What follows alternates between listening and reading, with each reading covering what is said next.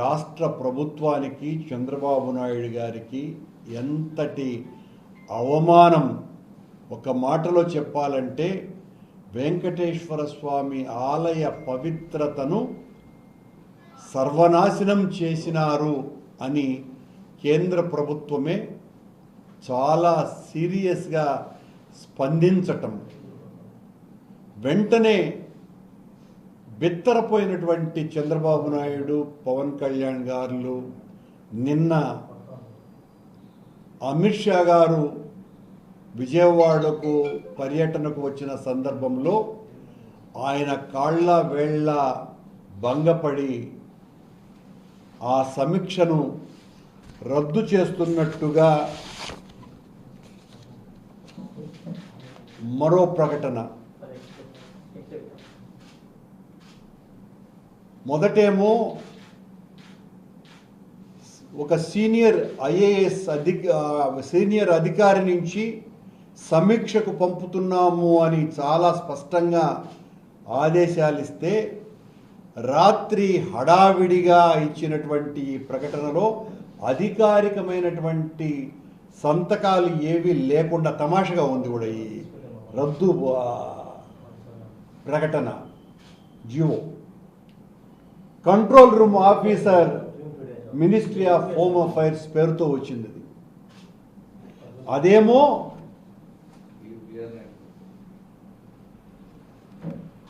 Ashish V Gawai, director disaster management division, ministry of home అఫైర్స్తో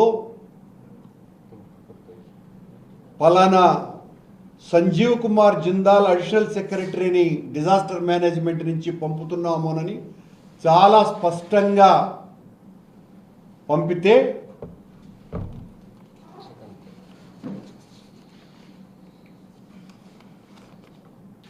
ఈ రెండు ప్రకటనలు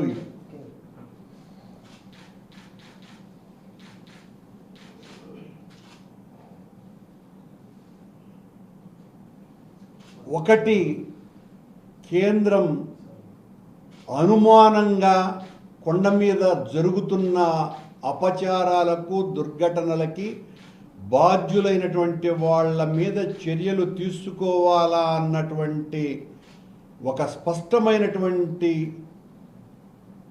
అంశంగా పరిగణించి వాళ్ళు ఓ అధికారిక సమావేశం ఏర్పాటు చేయాల్సిన అవసరం ఉంది అని 17వ తారీఖున ప్రకటించటము. దాని మీద వెంటనే నిన్న అమిత్ షా గారు రాగానే చంద్రబాబు గారు ఆయన్ను మక్కువ చేసుకొని వెంటనే నిన్న రాత్రి పొద్దుపోయిన తర్వాత కంట్రోల్ రూమ్ ఆఫీస్ నుంచి ఈ రకమైనటువంటి ప్రకటన రావటం అంటే ఎంత భయపడ్డారు చంద్రబాబు గారు. మొట్టమొదటిసారి చరిత్రలో లేని విధంగా కేంద్రం తిరుమల వ్యవహారాల మీద జోక్యం చేసుకునే అంతగా ఈ దుర్ఘటనలు జరుగుతున్నాయి అని వాళ్ళు భావించటం. ఇదే కేంద్రం నుంచి సాక్షాత్తు ప్రైమ్ మినిస్టర్ సెక్రటరీ గారే, నేను టీటీడీ చైర్మన్గా ఉన్నప్పుడు ఆ రామాలయ ప్రారంభోత్సవం దినాన ఆనాటి రామాలయ నిర్వహణ కమిటీ, రామమందిర నిర్వహణ కమిటీ రాష్ట్రంలో కేవలం 2 ఆహ్వానం పలికింది. ఆ 2లో నేను కూడా ఒకటి. నేను వెళ్ళటం కూడా జరిగింది. ఆ రోజున నాతో అంతపూర్వం ఉన్నటువంటి మోడీ గారి ప్రత్యేక కార్యదర్శి నాకు ఫోన్ చేసి, మా ఈవోకు ఫోన్ చేసి, అంటే ఈవోగా ఉన్నటువంటి ధర్మారెడ్డికి ఫోన్ చేసి, క్రౌడ్ మేనేజ్మెంట్కి సంబంధించి మీరు అధికారులను పంపండి అని వాళ్ళ విజ్ఞప్తి మేరకు మా అధికారులు, ఇంజనీరింగ్ శాఖకు సంబంధించిన చీఫ్ ఇంజనీర్, అడ్వైజర్ ఇంజనీరింగ్ దీనికి సంబంధించిన ఆఫీసర్లు అందరూ కూడా దాదాపు 10 రోజుల పాటు క్రౌడ్ మేనేజ్మెంట్కి సంబంధించి వాళ్లకు సలహాలు, సూచనలు ఇచ్చి ఈ రోజున చాలా అత్యద్భుతంగా నిర్వహణ సాగటానికి టీటీడీ అధికారులు ఒక ప్రధానమైనటువంటి పాత్రను పోషించినారు. అంతటి ఘనమైనటువంటి చరిత్ర ఉన్నటువంటి ఆలయానికి ఎంత అప్రతిష్ట తెచ్చినారు అనంటే, చంద్రబాబు గారు అధికారంలోకి వచ్చిన రోజు నుంచి ఆనంద నిలయుడి చెంత అన్నీ అపచారాలే. ఈ ఘటనలు దైవానికి జరిగినటువంటి ద్రోహంగా ప్రజలందరూ కూడా భావిస్తున్నారు. మాయ మాటలతో, తప్పుడు వాగ్దానాలతో మనుషుల్ని మోసం చేయవచ్చు చంద్రబాబు నాయుడు గారు.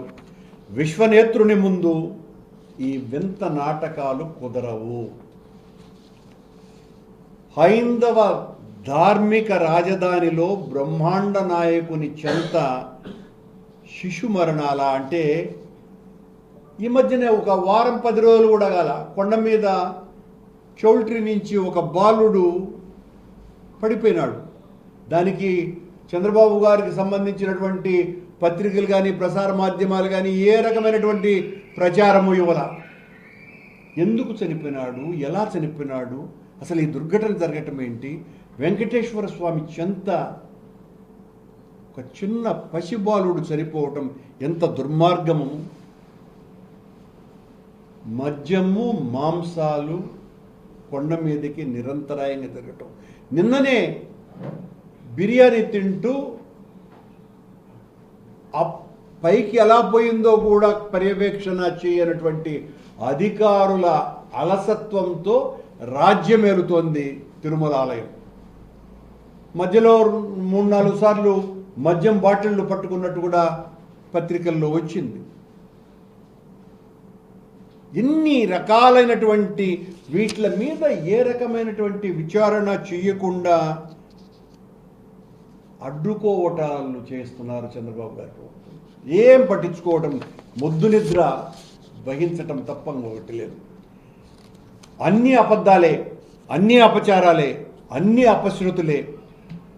సర్వసాక్షిని మోసం చేయటం సామాన్యునికి అంటే చంద్రబాబు గారికి వీలవుతుందా? సాధ్యం కాదు. మీరెన్ని మాయమాటలు చెప్పినా సర్వసాక్షి అయినటువంటి ఆ పరమేశ్వరుడైన వెంకటేశ్వర స్వామి మీ పాప భండారాన్ని బద్దలు కొట్టడానికే ఆయన ఖచ్చితంగా, మీరన్నారు మేము పాపాలు చేసినాము, మా పాపాలనన్నింటినీ కడిగి పారేస్తాను అన్నటువంటి చంద్రబాబు నాయుడు గారు ఈరోజు మీ పాపాల పుట్ట కొండగా మారుతోంది. వైకుంఠ ఏకాదశి పర్వదినాన్ని దర్శించుకోవటానికి వచ్చినటువంటి భక్తులకు సరైనటువంటి ఏర్పాట్లు చేయకుండా బంధుల దొడ్డిలో తోసినట్టు ఒక పార్కులో తోసేస్తారండి. అప్పటికి దాదాపు 10 గంటల పాటు వాళ్ళ మలమూత్రాలకు కూడా పోవటానికి వీలు లేకుండా చేసేసి, వాళ్ళ కనీసం తాగటానికి నీళ్లు కూడా లేకుండా చేసి, ఒక్కసారిగా క్యూ లైన్లకి వదిలేయటం. ఆ తొక్కిసలాటలో 6 మంది మరణించటం, 51 మంది. అది కేవలం ఒక చోటనే జరిగినటువంటి విషయం కూడా కాదు. విష్ణు నివాసం దగ్గర జరిగినటువంటి సంఘటనలో మరొక వ్యక్తి కూడా మరణించినాడు. మిగతా చాలా చోట్ల తొక్కిసలాటలతోనే జరిగింది. ఎవరు బాధ్యులు? బాధ్యత తీసుకోవాల్సినటువంటి వ్యక్తి చంద్రబాబు నాయుడు గారు, ముఖ్యమంత్రిగా ఉన్నటువంటి వ్యక్తి. ఏ బాధ్యత తీసుకోవాలా? ఆయన ఏదో తూతూ సమీక్ష చేసి అసలు దీనికి ప్రధానమైనటువంటి కారణమైన ఈవో, కొండ మీద అడిషనల్ ఈవో, కలెక్టర్ వీళ్ళ మీద చర్యలు తీసుకోకుండా తూతూ మంత్రంగా ఎస్పీని ట్రాన్స్ఫర్ చేసి ఆ కింది స్థాయి అధికారులను ఇద్దరిని సస్పెండ్ చేసి, ఆయన సమీక్ష చేసిన తర్వాత తనకు కావాల్సినటువంటి మీడియాలో కూడా ఏ రకంగానూ కూడా ఆ తర్వాత తిరుమలలో ఒక సంఘటన జరిగింది అన్నటువంటి విషయాన్ని కూడా పూర్తిగా మరుగున పెట్టేశారు. ఎంత దారుణం! బిఆర్ నాయుడు గారు ఒక ఛానల్ నడుపుకుంటున్నటువంటి వ్యక్తిని మీరు టీటీడీ చైర్మన్ను చేశారు. ఆయన చాలా ఇష్టంతో స్వీకరించినాడు. కానీ ఆలయ చరిత్ర మీద, ఆలయ వైశిష్ట్యత మీద, ఆలయం యొక్క గొప్పతనం మీద, కేవలం భగవంతుని మీద భక్తి ఉండటం ఒక్కటే భూమిక కాదు. నిర్వహణ, సామాజిక బాధ్యత, ఆలయం పట్ల చిత్తశుద్ధి, ఆలయ చరిత్ర, సాంప్రదాయాల పట్ల గౌరవము, సాంప్రదాయాలంటే ఏంటో తెలుసుకోవటము, ఇవన్నీ కూడా ఏమీ లేనటువంటి వ్యక్తులకు బాధ్యతలు అప్పగిస్తే అది ఈవో కావచ్చును. ఇంకా అడిషనల్ ఈవోల గురించి చెప్పాల్సిన పనే లేదు. ఆయన వెంకటేశ్వర స్వామి సేవలో కంటే పూర్తిగా చంద్రబాబు సేవలో తలమునకలైపోయిండాడు. లోకేష్ గారి అనుచరులనిద్దరినీ ఆయన ఛాంబర్లో ప్రత్యేకంగా కుర్చీలు వేసి మరి దర్శనాలు విఐపీలకందరికీ కూడా చంద్రబాబు గారి కార్యాలయం నుంచి వచ్చినటువంటివన్నీ జరుపుకుంటూ ఉండటం తప్ప ఇంకొక కార్యక్రమమే లేదు అడిషనల్ ఈవోకి. నిన్న వైకుంఠ ఏకాదశికి సంబంధించి 3 సార్లు పుష్పాలంకరణలు చేస్తారు ఆ 10 రోజుల పాటు. కర్ణాటకకు చెందినటువంటి సునీత గౌడ అనేటువంటి ఒక భక్తురాలు 70 లక్షల రూపాయలు ఖర్చు పెట్టి పుష్పాలంకరణ చేస్తే దాన్ని తీసి ఆడపారేసినారని ఆవిడ ఆలయం ముందనే కన్నీళ్లు పెట్టుకొని ఏడ్చింది. ఎవరు దీనికి బాధ్యత వహించాలా? అడిషనల్ ఈవో ఇలాంటివి సంఘటన చాలా చిన్నది, దీన్ని ఎందుకు ప్రచారంలోకి తెస్తారు అని ఒక ప్రకటన కూడా ఇస్తాడు మీడియా ద్వారా. మీరు చేస్తున్నటువంటి నిర్వాకాలు ఎంత దారుణంగా ఉన్నాయి. ఎర్రచందనం ఇప్పటికి 4 సార్లు దొరికింది తిరుమలలో. పవన్ కళ్యాణ్ గారు అటవీ శాఖ మంత్రి బాధ్యత వహించాలా? సనాతన ధర్మాన్ని పరిరక్షించడానికే ఒక వీరతాడు వేసుకున్నటువంటి పవన్ కళ్యాణ్ గారు అటవీ శాఖ మంత్రిగా ఒకవైపున సనాతన ధర్మ పరిరక్షకుడుగా, మరోవైపున అటవీ శాఖ మంత్రిగా తిరుమలలోనే 4 సార్లు ఎర్రచందనం దొంగలు దొరికినాయి. ఎవరు దీని వెనుక మిమ్మల్ని చూసుకొని ధైర్యంతో మీకు సంబంధించినటువంటి కార్యకర్తలో నాయకులో చేస్తున్నారా? మీరేమో చాలా ఆవేశంగా మొన్న జరిగిన వైకుంఠ ఏకాదశి దుర్ఘటనకు సంబంధించి ఆ 6 మంది చనిపోతే వాళ్ళ బంధువులు ఆనందపడిపోయి వెంకటేశ్వర స్వామి తీసుకుపోయినాడు అని ఆయన ప్రకటన ఇవ్వటం ఎంత దారుణమండి! ఎంత ఘోరమైనటువంటి విషయం ఇది! ఈ రకమైనటువంటి ప్రకటనలు ఇచ్చి మభ్య పెడతారా? మోసం చేస్తారా? ఇలాంటి వరుస సంఘటనలు. నెయ్యిలో కొవ్వు కలిపినాము అని మా మీద ప్రచారం. ఆ తర్వాత మేము ఎప్పుడైతే వాస్తవాన్ని మొత్తం ప్రజలకందరికీ తెలియజేసినామో ఆ తర్వాత సద్దు కాకుండా పోయింది. సిట్టు వాళ్ళు వచ్చినారు కదా, ఇప్పటి వరకు ఏం తెలిసినారో నిగ్గు బయటికి రావాలి కదా, ఏం లేదు. నిన్న జరిగినటువంటి సంఘటన మీద న్యాయ విచారణ చేయిస్తానని చంద్రబాబు గారు చెప్పారు కదా, న్యాయ విచారణకు ఇప్పటి వరకు ఆదేశమే ఇవ్వలేదు, ప్రకటన కూడా చేయలేదు. కొండ మీద ఇప్పుడు అవినీతి విచ్చలవిడిగా ఏరులై పారుతోంది. తెలుగుదేశం పార్టీ నాయకులు, జనసేన సంబంధించినటువంటి నాయకులు, బీజేపీకి సంబంధించినటువంటి వాళ్ళు టిక్కెట్లు అమ్ముకుంటూ సంపదను సృష్టిస్తున్నారు. చంద్రబాబు గారు చెప్పేటువంటి సంపదను ఆ రకంగా సృష్టించుకుంటున్నారు. ఇది కొండ మీద జరుగుతున్నటువంటి ఘోరం. అనుకూల మీడియాలో అక్షరమాయతో అధికారం దక్కించుకోవచ్చు, అబద్ధాలు ప్రచారం చేయవచ్చు, కానీ ఆ విష్ణుమాయ ముందు ఈ చంద్రమాయ భస్మం కాక తప్పదు. చంద్రబాబు గారు మీరు ఎన్ని రకాలైనటువంటి అబద్ధాలు చెప్పి తప్పులన్నీ కూడా మా మీదే ఇంకైపోయింది, మా మీద కూడా చెప్పటానికి వీలు లేనంత స్థాయికి కొండ మీద వ్యవహారాలు, కొండ మీదనే కదా రాష్ట్రంలో జరిగేటువంటి తప్పులు ఘోరాలకి చంద్రబాబు గారు చెప్పినా కూడా ఇంకా వినలేనంతగా పరిస్థితులు మారిపోయినాయి.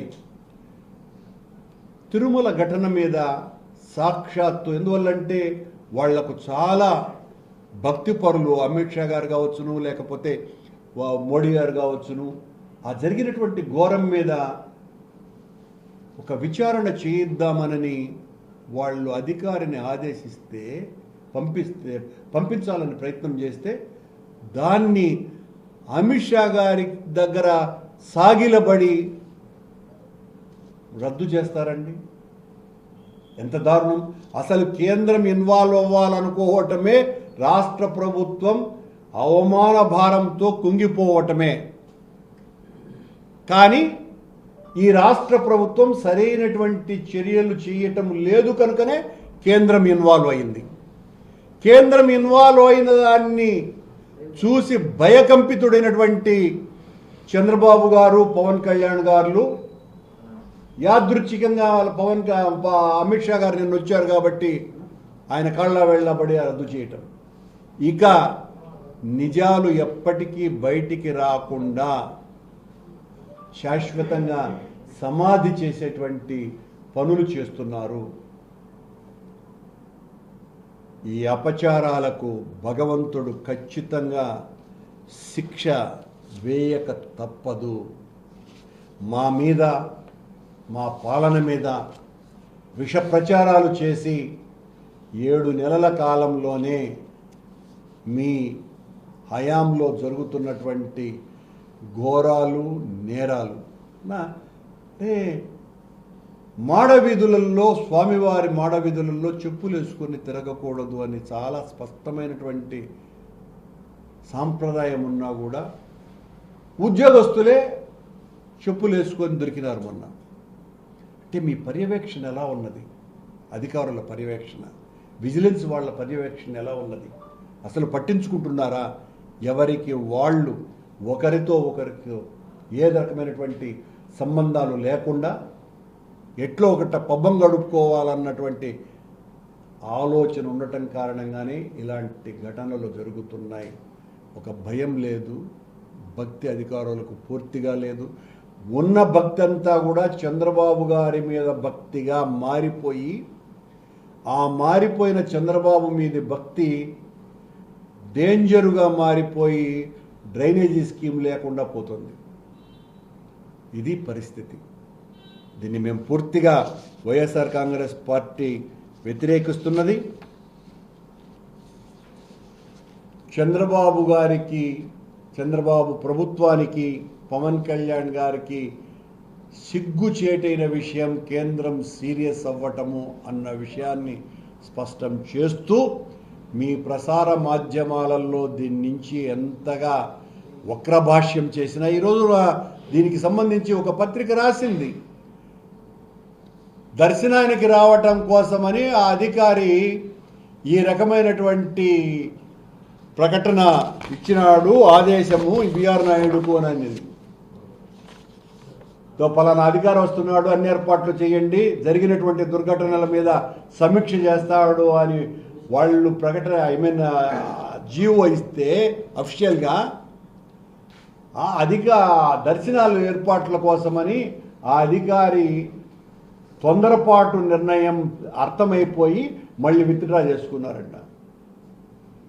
ఏంటి, సెంట్రల్ గవర్నమెంట్కు సంబంధించినటువంటి ఒక ఉన్నత స్థాయి అధికారి రావాలంటే ఈ రకంగా భయపెట్టేటువంటి చర్య చేసి రావాలండి.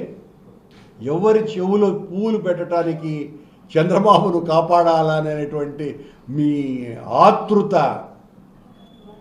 మీ మీద కేంద్రం చాలా సీరియస్ అయింది కాబట్టే వాళ్ళు ఈ రకమైనటువంటి ఇది చేశారు. మీరు సాగిలపడ్డారు కాబట్టి మళ్ళీ ఈ ప్రకటన చేసినారు.